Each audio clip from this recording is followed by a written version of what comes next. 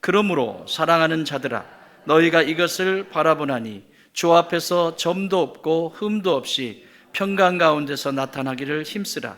또 우리 주의 오래 참으심이 구원이 될 줄로 여기라. 우리가 사랑하는 형제 바울도 그 받은 지혜대로 너희에게 이같이 썼고, 또 그 모든 편지에도 이런 일에 관하여 말하였으되 그 중에 알기 어려운 것이 더러 있으니 무식한 자들과 굳세지 못한 자들이 다른 성경과 같이 그것도 억지로 풀다가 스스로 멸망에 이르느니라. 그러므로 사랑하는 자들아, 너희가 이것을 미리 알았은즉 불법한 자들의 미혹에 이끌려 너희가 굳센 데서 떨어질까 삼가하라. 오직 우리 주 곧 구주 예수 그리스도의 은혜와 그를 아는 지식에서 자라가라. 영광이 이제와 영원한 날까지 그에게 있을지어다. 아멘. 자, 우리는 지금 사도신경 신앙의 고백을 살펴보고 있습니다. 그 중에서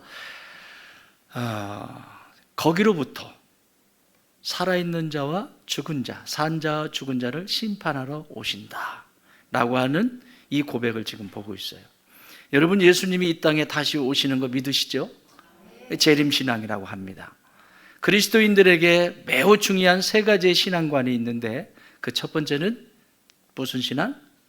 창조신앙입니다.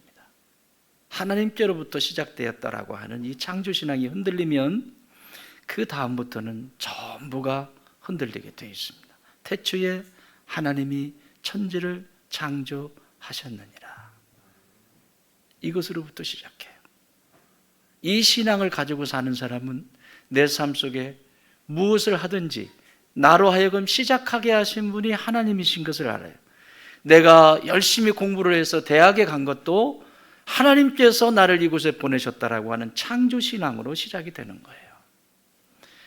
젊은 청년들이 함께 만나서 가정을 일구어요. 그 가정 누가 시작하게 하신 거예요? 하나님이 시작하게 하신 거예요. 그것이 창조신앙입니다. 모든 것의 시작은 하나님께로부터 왔다. 그 신앙을 믿고 사는 사람들이 그리스도인들입니다. 그래서 세상에 우연하게 일어나는 일은 우리 삶 속에 없습니다. 나에게 기분 좋은 일도 있을 수 있고, 또 때로는 나를 불편하게 하고 어려움을 줄 수 있는 상황이 있을 수도 있습니다. 그러나 창조의 신앙의 관점에서 볼 때 나에게 주신 이 기쁨을 하나님께 영광이 되고, 또 나에게 있는 이 문제와 어려움이 오히려 나를 견고하게 하는 통로로 쓰임받게 되어 있습니다. 그래서 두 번째 신앙이 부활신앙입니다. 아무리 어렵고 힘들어도 다시 회복될 수 있다. 다시 살아날 수 있다. 이것이 그리스도인의 신앙이에요. 시작했는데 어려운 일 당할 수 있고 문제 있을 수 있습니다. 그런데 그 어려움을 뛰어넘을 수 있는 것이 부활신앙입니다. 지금 이제 환절기가 됐습니다. 환절기면 예수 믿는 사람들은 감기 다 피해가죠.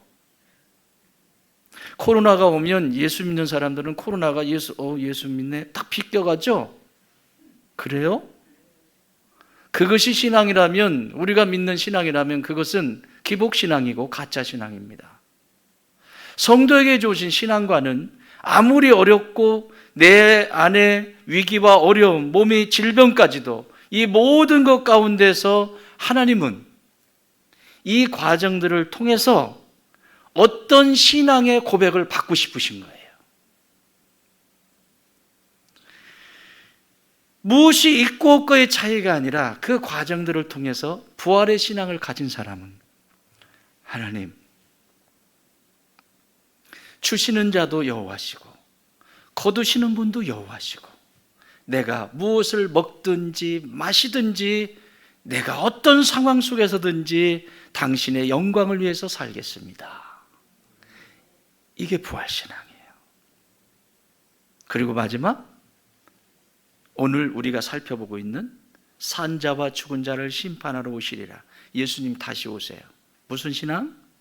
재림신앙. 예수님이 다시 오신다라고 하는 마지막의 재림신앙을 갖고 사는 성도는 오늘을 살아갈 때 대충 살지 않습니다. 밥 한 끼를 먹어도 내가 운동을 해도, 내가 산책을 해도, 무엇을 하든지, 설거지를 해도, 무엇을 하든지 지금 오늘 예수님이 오셔도 후회하지 않을 일들을 만들어가기 시작합니다. 질문 드립니다. 여러분이 지금 오늘까지의 이 한 주간의 삶 후회하지 않습니까? 괜찮습니까? 풍요로웠습니까? 행복했습니까? 그렇다면 그곳에 더해서 더 행복하게 사십시오. 그러나 이 한 주간 동안 삶을 돌아보면 왜 그렇게 다투고 미워하고 그리고 마치 영원한 시간이 남아있는 것처럼 그렇게 살았을까? 후회가 돌아온다면 다시 시작하십시오. 그것이 재림신앙이에요. 그래서 지난주에 우리가 말씀을 마지막 예수님이 오실 때를 바라보면서 우리는 무엇을 버려야 하는지 사도 베드로를 통해서 세 가지를 버리라고 했어요. 첫 번째는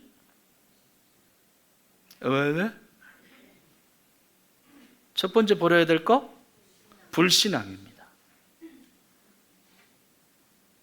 교회는 다니는데 안에 신앙이 없습니다. 믿음이 없습니다. 빨리 회복해야 됩니다.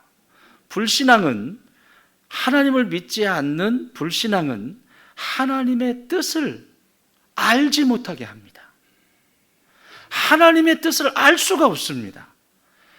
가정에서 부부가 살아가도, 또 부모와 자녀가 살아가도 왜 우리를 가족으로 불러 모아 주셨는지에 대한 뜻도 이해하지 못하고 계속해서 다툼 속에 있게 됩니다. 그 원인이 뭐예요? 신앙이 없는 거예요. 진짜 예수님을 믿는다면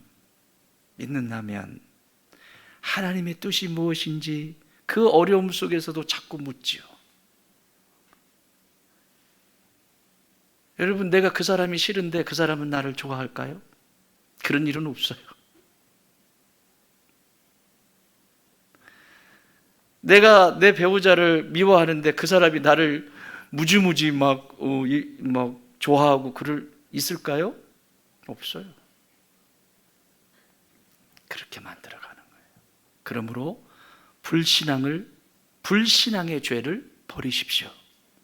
두 번째, 불만족의 죄를 버리십시오. 불만족은 감사하지 못하는, 이건 이스라엘 백성들이 광야에서 다 경험한 거예요. 광야 40년 동안 이 세 가지를 경험해요. 그런데 우리가 마지막 예수님이 오실 날을 바라보면서 이거를 정비하지 않고는 신앙은 성장하지 않습니다. 그리고 신앙함의 기쁨이, 믿음의 여정이 행복하지가 않습니다. 늘 두려움과 염려와 근심 속에 이미 형벌 가운데 있게 되는, 형벌이라는 게 무슨 형틀에 붙잡혀 있는 것이 아니라 내가 죄를 지으면 어때요? 불편해요? 안 불편해요? 불편해요. 그런데 내가 죄가 없어요. 경찰이 아무리 왔다 갔다 해도 내가 죄 진 게 없어. 그럼 어떻죠?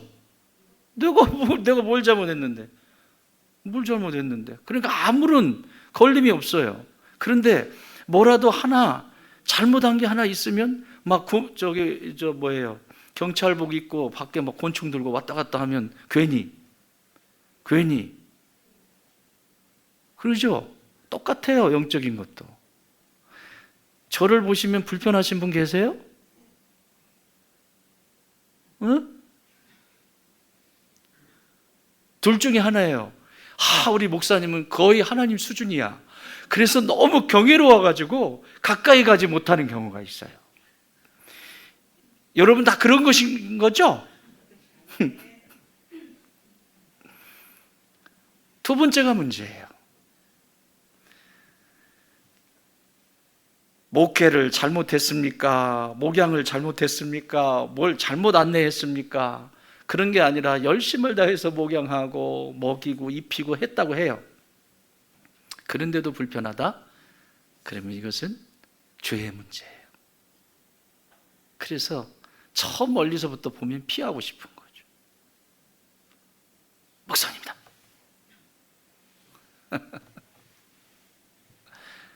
친밀감이 형성이 안 되는 거예요. 죄 때문에 그래요.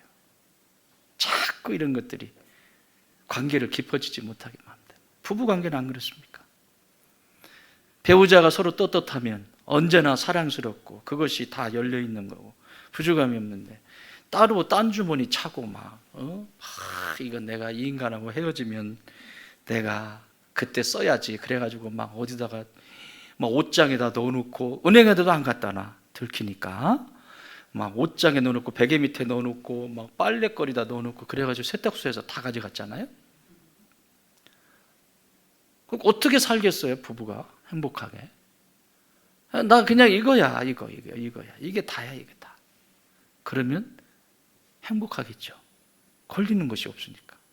근데 걸리면, 많으면 뭔가 계속 누가 뭐라고 하지 않아도 괜히 죄책감 속에서 피해 다니고 막 그런다고요. 자, 여러분, 불만족은 만족하지 못하는 것은 감사하지 않는다는 얘기입니다. 내가 지금 볼 수 있는, 이 눈으로 볼 수 있는 게 얼만큼 볼 수 있을까요? 저는 종종 왕왕 이런 질문을 해요. 내가 눈으로 볼 수 있는 것이, 제가 녹음을 하고 있는 이유도 성경 66권이 녹음이 이제 5권만 하면 이제 끝이 납니다.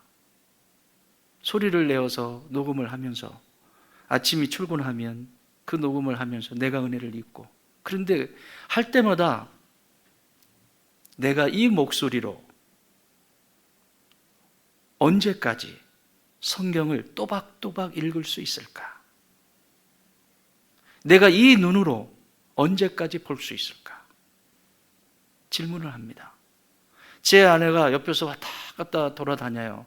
제 아내의 특징은 아침 식사를 준비하면 항상 음정 박자 다 틀려요. 아시죠? 아세요? 여러분 아세요? 궁금하면 이 가문으로 오시면 돼요. 나씨 가문으로.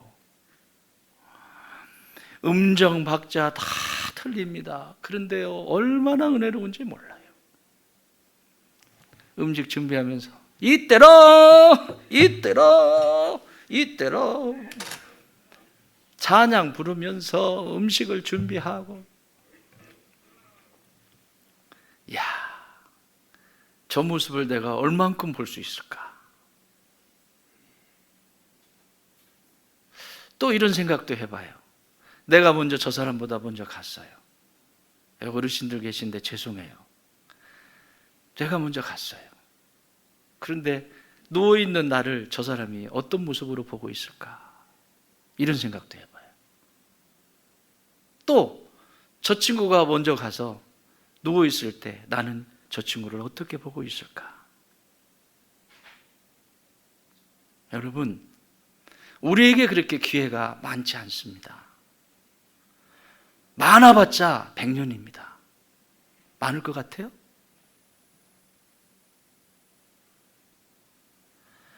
감사하지 못하는 이 불만족은 하나님 위로부터 부어주시는 하나님의 지혜를 얻지 못합니다. 하나님이 지금도 나에게 붙여주신 수없이 많은 이 삶 속에 주어진 이것들이 감사로 받기 시작할 때 하나님은 위로부터 그 사람에게 지혜를 부어주십니다. 하늘의 지혜를 부으셔서 인생을 살아가면서 어떤 것이 기쁜 일이고 행복한 일인지, 무엇을 버려야 할지, 무엇을 취해야 될지를 분별할 수 있는 지혜를 그러한 사람들에게 부어주십니다. 무엇을 갖다 줘도 불만이고 불평인 사람에겐, 세 번째, 불순종입니다. 순종하지 않는 것. 뭐라고 써 있어요? 은혜 받으면 순종하게 돼 있어요. 은혜를 못 받고 있다는 얘기죠, 순종이 안 되면. 여러분, 광야에서 순종하지 않는 이스라엘 백성들을 아시잖아요. 순종하지 못할 때 어떻게 되는가 하면, 순종하지 못할 때 하나님께서부터 위로부터 부어주시는 그 가정에, 아니면 나에게 부어주시는 그 상급, 하늘의 그 상급을 받지를 못해요. 순종하지 않기 때문에. 내가 하나하나 순종에 들어갈 때 그것이 상급이 되어지는 거예요. 사랑하는 여러분, 나는 우리 교회 모든 성도들이 이 모든 죄악들을 버리기 바랍니다. 불신앙의 죄악을 버리기 바랍니다. 불만족의 죄를 버리기 바랍니다. 불순종의 죄를 버리기 바랍니다. 그거를 쥐고 있으면서 하나님의 복을 누리겠다고 말도 안 되는 얘기입니다. 그래서 그리스도인의 상급이라고 하는 책을 조월 목사께서 쓰셨는데, 신학자입니다. 원 제목은 Going for the Gold입니다. Going for the Gold. 해석하면 황금을 따라서 걸어가는 길. 황금을 따라서. 우리 번역으로는 그리스도인의 상급 이렇게 번역을 했어요. 천국이 뭘로 돼 있어요? 황금길로 돼 있대잖아요. 진짜 그럴까? 이 세상에 사람들이 제일 좋아하는 게 황금이에요. 그 다음에 보석. 은행에 갖다 놔도 소용없는데 금, 보석은 두구두구 둬도 두근거려요. 그죠? 경기가 불안하면 금들 사들이잖아요. 인생들이 제일 좋아하는 것들이기 때문에 천국의 모습을 이렇게 표현을 해야, 와, 그런 곳이야? 그래서 가고 싶잖아요. 근데 어떤 분은 천국을 갔다 오셨다고 그러는데 어떤 분은 뭐라고 그래요? 맨션이더라, 맨션. 천국은 아파트먼트, 맨션이더라. 내 집은 75층인데 어떤 사람 집은 초가집이더라. 이분은 집에 꽂힌 분이에요. 그러니까 하나님이 이 사람한테 천국이 어떤 곳인지 가르쳐 주려면 이렇게 해야 얘가 확 와닿는 거예요. 여러분은 요즘 무엇에 관심이 있습니까? 무엇하면 눈이 확 열려요? 여러분이 만약에 천국을 경험한다면 그렇게 보게 될 거예요. 형제님들 자동차 좋아하시죠? 자동차, 천국 갔더니 막 우리는 뭐가 제일 좋아요? 롤스로이스? 뭐가 제일 좋아요? 자동차? 이야, 뭐 스포츠카부터 시작해서 내 집에 쫙 깔려 있대. 막 그리고 뭐 좋아가지고 그냥 막 스포츠카, 캠핑카, 뭐 저기 버스, 뭐 다 있어. 거기가 천국이란다. 얼른 가고 싶죠? 그렇게 보여주세요. 그래서 이 목사님도 이거를 Going for the Gold 이렇게 제목을 붙였어요. 천국은 황금길로 되어 있다. 여러분, 손가락에 껴있는 이렇게 두꺼운 반지, 목줄에 껴있는 이렇게 막 치렁치렁한 거, 귀걸이, 여기 거 다 걷어봐야 얼마나 되겠어요? 금. 오늘 나가면서 금 좀 거둘까? 홀리인데이 합시다. 금 걷어서. 간단하네. 뭐 그거 할 필요도 없네. 금만 딱 걷어가지고 딱 정리해도 홀리인데이 한 좀 들어갈 것 같은데, 예, 딱 정리해도 돼요. 그거 모아가지고 백날 해야 천국에 가지고 가면, 천국은 길이 보드블록이 금이에요. 보드블록 길이 금이라고. 아무런 가치도 없다는 게 밟고 다니는 거라고요. 보석? 문짝 하나가 보석 덩어리예요. 이렇게 보면, 야, 이 영원한 것에 대한 무지함이 이 시대에 너무나 많이 있구나. 이 목사님도 고민을 한 거예요.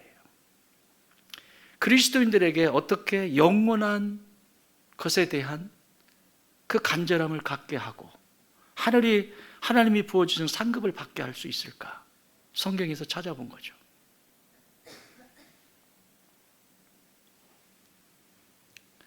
영원한 게 있을까요, 이 땅에? 무엇이 영원하던가요? 요즘 들어서 TV를 보면 그 옛날에 저 어린 시절에 그렇게 잘 나가던 미남, 노래도 그렇게 잘하던 그런 분들이 TV에 요즘 왕왕 나오시더라고요. 이렇게 보면, 이야, 저분이 그분이야?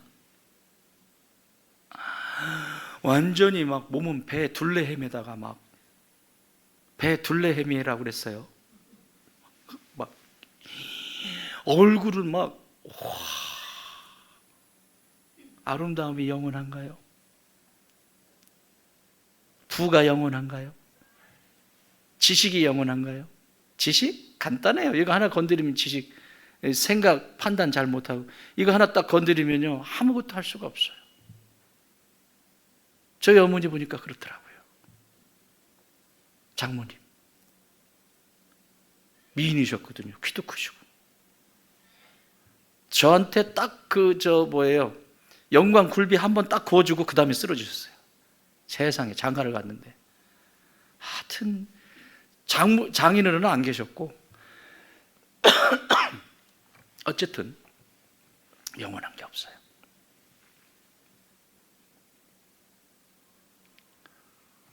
영원한 것을 위해서 가는 길을 10가지로 이분이 말씀합니다. 잘 들어보세요. 제가 빨리 하고 오늘 주제 나눌 겁니다.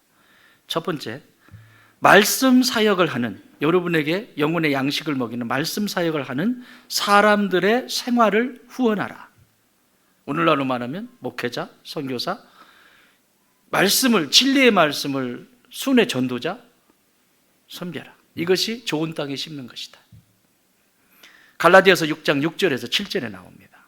두 번째, 기회가 되면 언젠가 한번 말씀을 나누도록 할게요.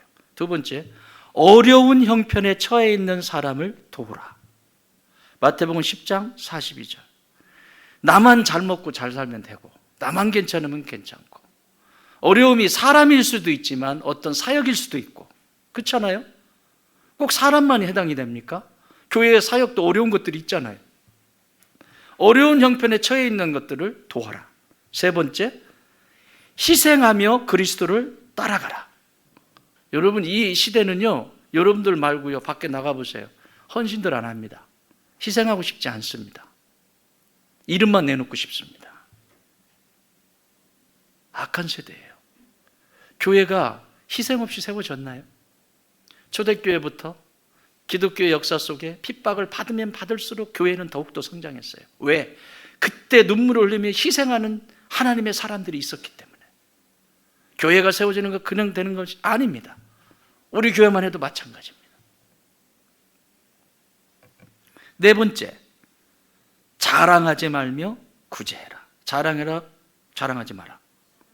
자랑하고 싶어 죽겠죠. 마태복음 6장 1절, 마태복음 6장 3절에서 4절. 우리 교회는 그래서 구제할 때, 어느 가정이 힘든 가정이 있을 때 이렇게 봉투에다가 써서 어느 가정을 도와주세요, 섬겨주세요, 이렇게 헌금을 하세요. 그러면 재정부에서 자기 이름 안 쓰고, 이름 쓰면 된다 안 된다? 쓰지 마세요. 구제는 하나님이 기억하시는 거예요. 어떤 분들은 자기 글씨 알아볼까봐 다른 분한테 막 써서 이렇게 애한테 써가지고 이렇게 하는 분도 계시더라고. 그건 너무 겸손하고 그냥 왼손으로 써. 그래서 그러면 재정부에서 그 가정에 전달을 해드립니다.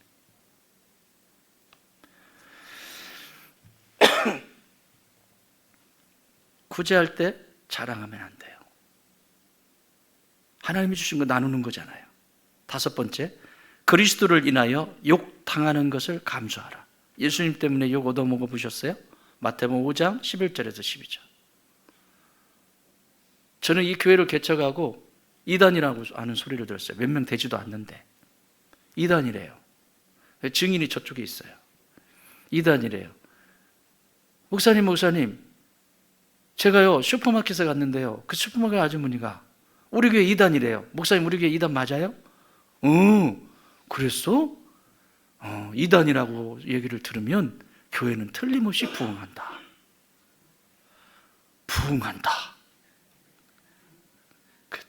네. 그리고 지금까지 그 소리를 듣고 신앙생활 잘하고 계십니다. 지난주에 노예 면접이 있어서 갔습니다. 정치부에서 아는 지인 목사님이, 우리 교회와 저의 목회를 잘 아시는 목사님이 뭐라고 얘기하냐면, 목사님들, 저 목사님은요 교회 이단이라는 소리 들었어요. 저 이단교회예요 그러더라고요. 장난치느라고. 그런데요, 그 다음 얘기, 그런데요 신문에 났어요. 우리 총회에 신문에 났어요. 어떻게 그러면서 껄껄껄 웃어요. 그 얘기는 뭐냐면 네가 승리했다. 저는 그 말, 그 짧게 지나가는 그 말이 하나님의 위로의 메시지였어요. 그래, 힘든 시간이었지만 그것이 승리한 것이란다. 여러분, 예수님 때문에 욕을 얻어먹어 보셨어요? 일곱 번째, 자랑치 말고 영적 훈련을 하라. 마태복음 6장 16절에서 18절. 자랑하지 마라. 영적 훈련 받았다고 나 그거 패스했다고 다음엔 안 하고 그런 거 하면 된다 안 된다? 안 된다. 또 듣고 여러분이 여기서 훈련을 잘 받았어요. 잘 받고 계시잖아요. 잘 받으셨고, 그러면 저 뉴질랜드, 호주, 캐나다 어디로 가가시면 주일에도 비행기 타고 오실 거죠? 그러지 마. 남편 듣고 있잖아. 막 긴장하고 있잖아. 저 뒤에. 아이고야, 내가 소로를 몇 마리를 팔아야 너 비행기 값을 주냐 막 이러잖아요 지금. 잘해. 자, 그렇게 가셨어요. 가시면 그 교회에서 다시 시작해야 되잖아요. 그러면 나는 좋은 땅 교회에서 그보다 이보다 더 센 훈련도 받았고 뭣도 받았고, 그리고 된다 안 된다? 이건 하늘의 상급이 전혀 되지 않습니다. 들었던 거에도 다시 듣고 처음처럼, 얼마나 중요하면 처음처럼 소주가 나오겠습니까?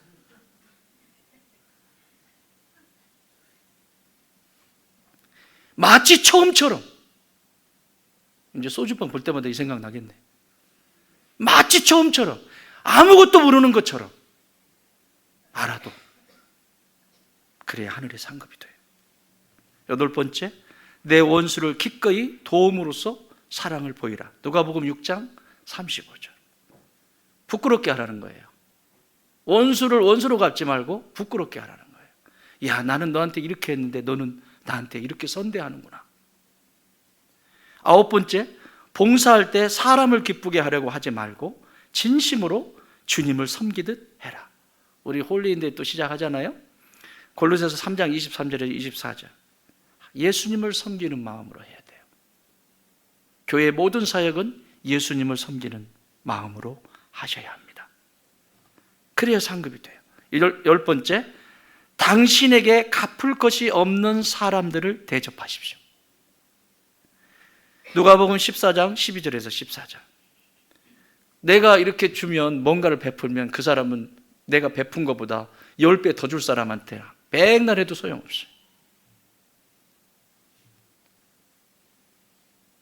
제가 여기를 다니다가 교회를 가요. 교회를 만약에 갈 수 있잖아요.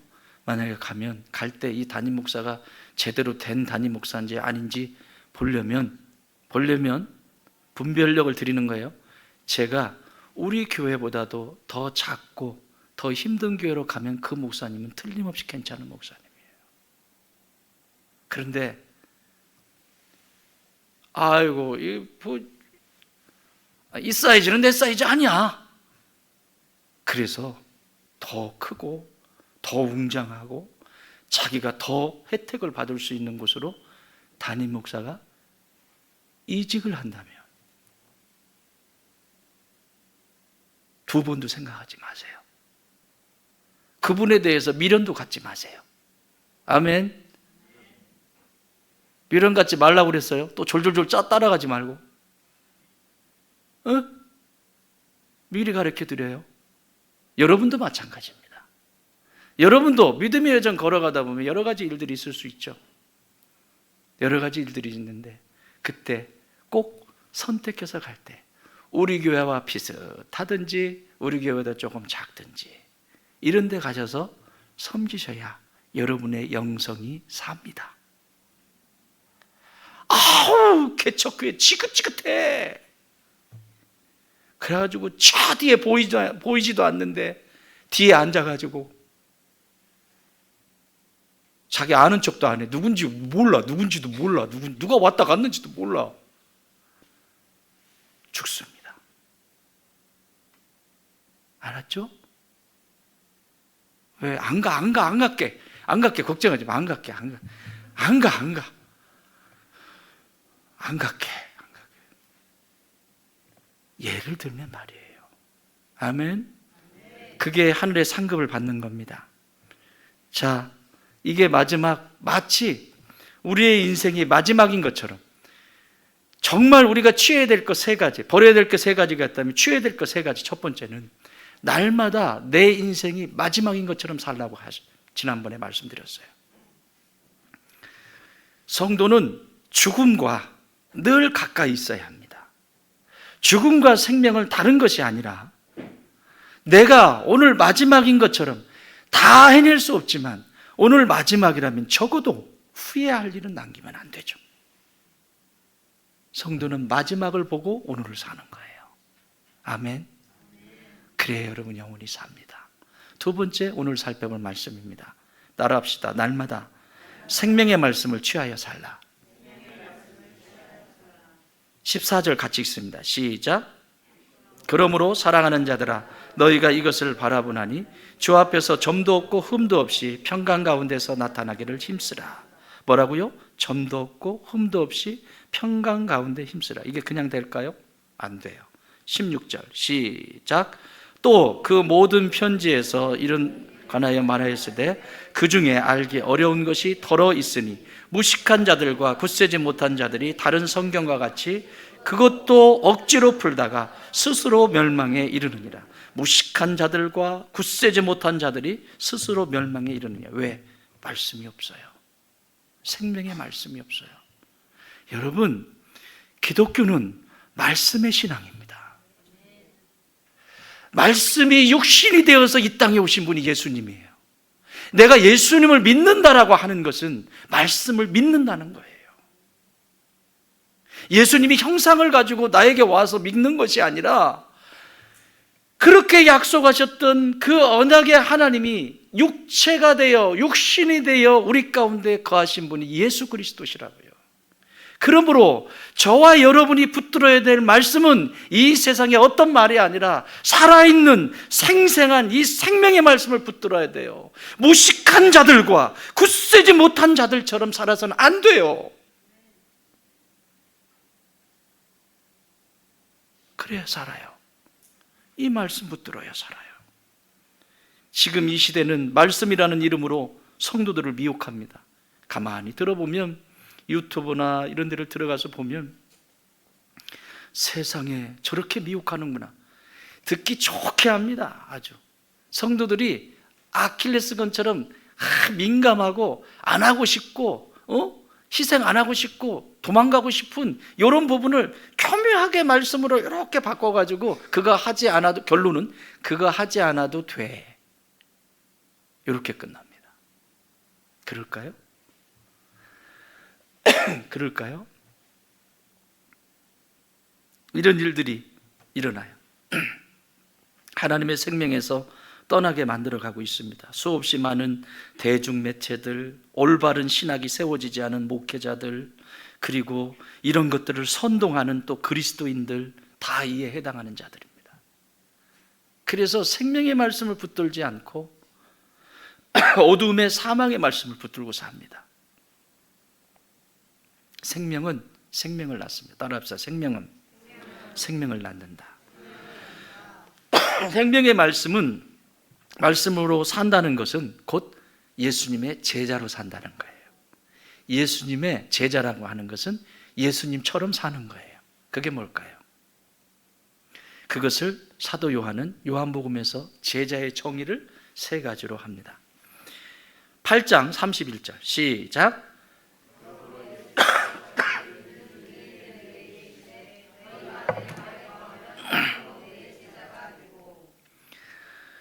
생명의 말씀을 붙들고 사는 존재를 제자의 삶이라고 하는데, 그 제자의 첫 번째 조건이 뭐라고 해요? 내 말에 거하면 내 제자가 되고. 따라합시다. 내 말에 거하면 내 제자가 되고. 제자의 시작입니다. 성도의 시작은 여기입니다. 여러분, 하나님의 말씀이 읽는 것이 기쁨입니까? 하나님의 말씀이 들립니까? 그럼 제자의 길이에요. 생명의 말씀 붙들고 사는 거예요.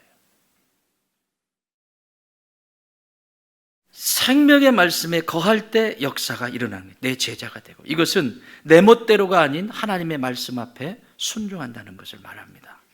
건강한 교회는 이 권위 앞에 순종하는 공동체입니다. 두 번째, 제자의 삶은 13장 35절에 기록하고 있습니다. 시작.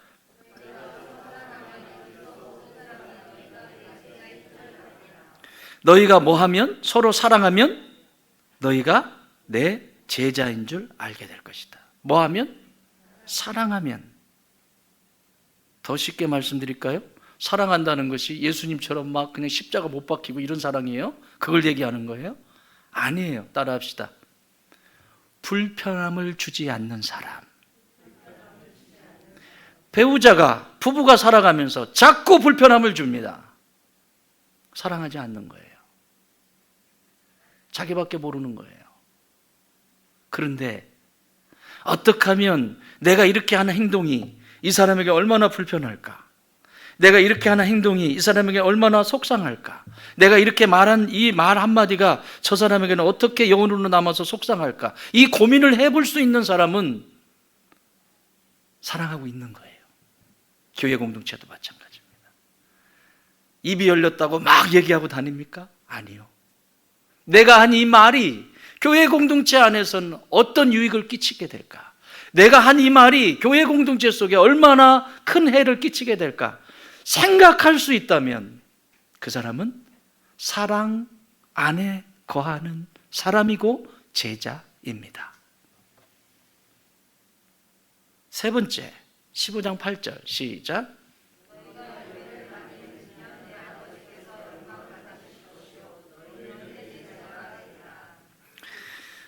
마지막 제자의 모습을 요한복음에서, 적어도 요한복음에서 제자의 모습에 대해서 열매를 뭐 하면? 많이, 열매를 조금 많이.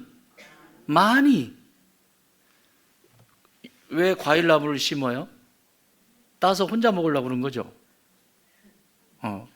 우리 여기 이쪽 라인에 구찌뽕 나무가 하나가 있는데 올해 구찌뽕이 열렸어요. 근데 그 구찌뽕 열매는 우리 박정민 집사님이 다 따먹었습니다.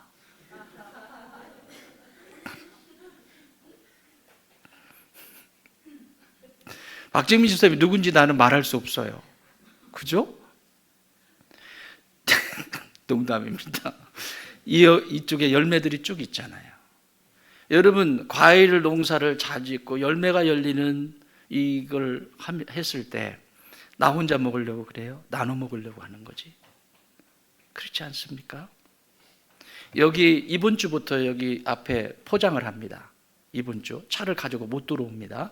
양쪽으로 세울 건데 공사가 다 끝나면 이쪽으로 대봉나무를 몇 그루를 심을 거예요. 저 바깥쪽으로 이렇게. 이중우 집사님, 대봉 심으러 오세요. 삽질해야 되니까. 딱 심어놓으면 몇 년만 지나면 우리 성도들 대봉 다 먹을 수 있어요. 우리 교회 오면 대봉, 따봉.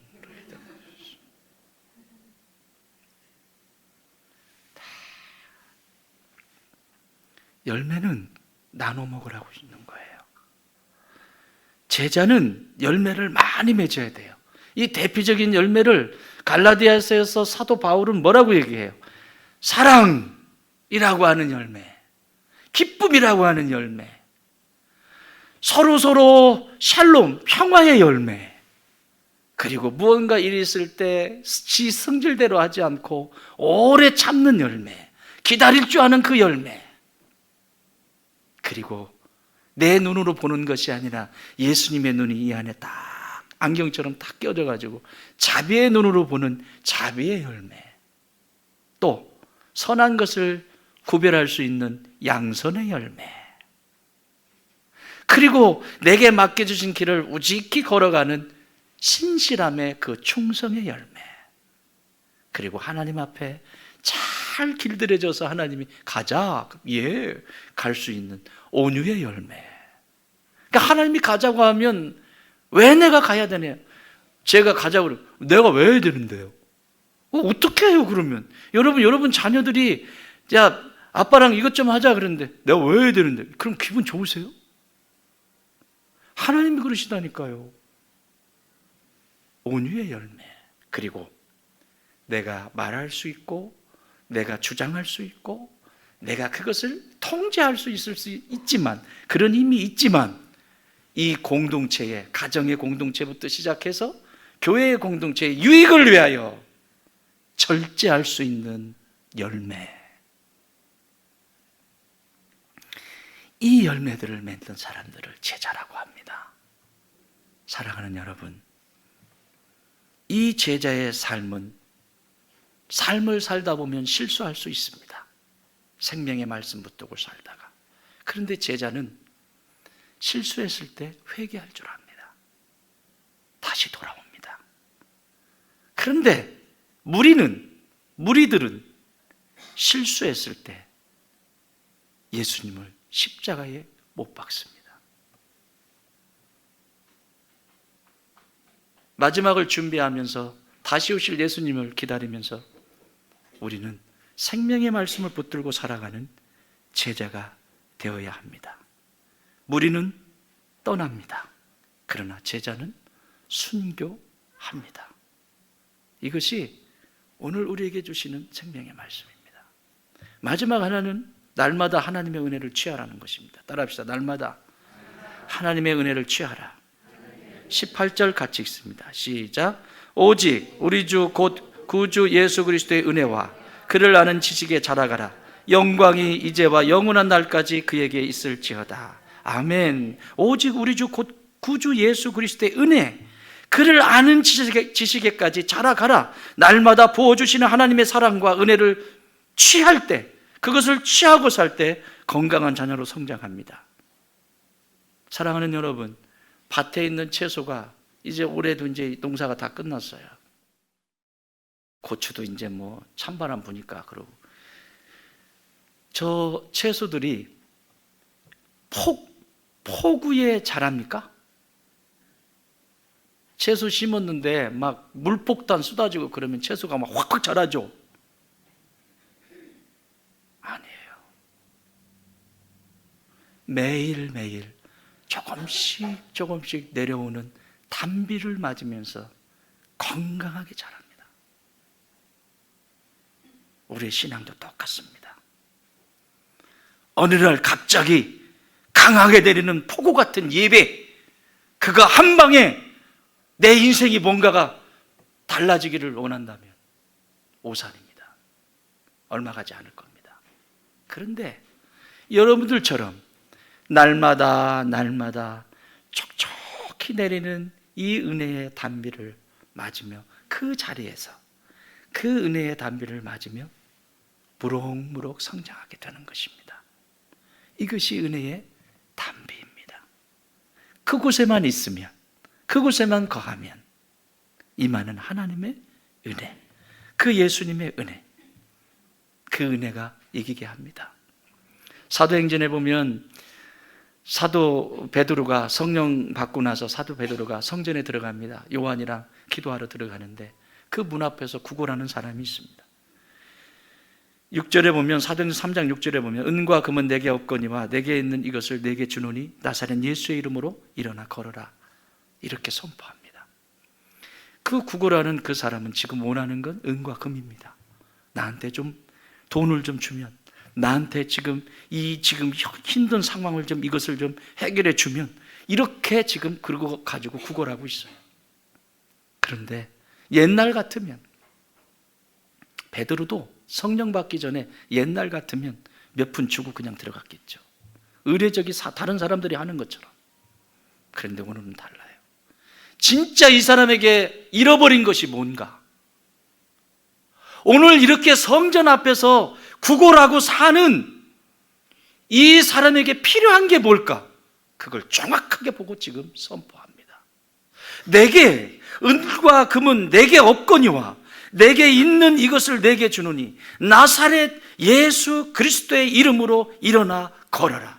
너에게 지금 필요한 것은 예수 그리스도의 은혜이다. 너에게 은과 금이 필요하다고 너는 구걸하지만 지금 하나님이 너를 보는 인생은 네 안에 예수 그리스도의 은혜가 있을 때 너는 자리에서 일어나게 될 것이고 춤을 추게 될 것이다. 정확하게 보고 있습니다. 여러분에게 필요한 게 무엇입니까? 눈치 빠른 사람은 빨리 대답하겠죠. 은혜요. 이렇게. 여러분에게 지금 필요한 게 무엇입니까? 이렇게 해가지고 은혜가 임하겠어요. 있죠. 여러분에게 지금 필요한 건 무엇입니까? 있죠. 여러분에게 지금 필요한 건 무엇입니까? 이겼어요.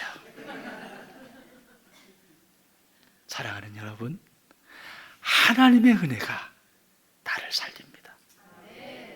하나님의 은혜가 다시 오실 예수님을 기다리게 하는 힘을 주십니다. 이 은혜 꼭 붙들고 사십시오.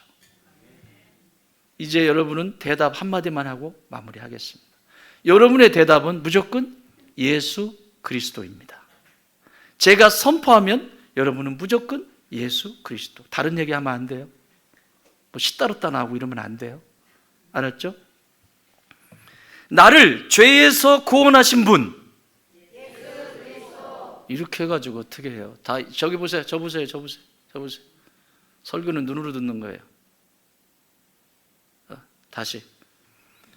나를 죄에서 구원하신 분. 마귀의 자녀인 나를 하나님의 자녀 되게 하신 분. 나의 저주를 끊어주신 분. 나의 영혼을 치유하신 분. 나를 자유케 하신 분. 나의 염려와 걱정을 거두어 가신 분. 나를 새롭게 하시고 내 삶을 살게 하신 분. 우리의 가정을 돌보시고 지키시는 분. 교회의 머리가 되시는 분. 내 삶의 이유가 되시는 분. 산 자와 죽은 자를 심판하러 오시는 분. 하나님 아버지, 사랑하는 주의 백성들의 이 부르짖음과 외침을 주님이 들으신 줄 믿습니다. 이 땅 살아가며 헛된 곳에 힘 빼앗기지 않게 하여 주시고 서로 사랑하며 하나님이 부르신 소명을 따라 귀하게 쓰임받는 주의 일꾼들 다 되게 하여 주옵소서. 가정에서나 일터에서나 교회 속에서나 세상 속에서 어느 곳에 있든지 예수님의 빛이 되게 하여 주시옵소서. 이제는 우리 주님 예수 그리스도의 은혜와 우리 하나님 아버지의 그 크신 사랑하심과 성령님의 역사하시고 교통하시고 함께 하심이 주님 마지막 날에 마치 내 인생이 마지막인 것처럼 오늘 그 마지막의 생명을 취하며 살겠습니다. 생명의 말씀 취하며 살겠습니다. 주의 은혜 취하며 살겠습니다. 고백하는 주의 자녀들 머리머리 위에 이제로부터 영원토록 함께 계실지어다. 아멘.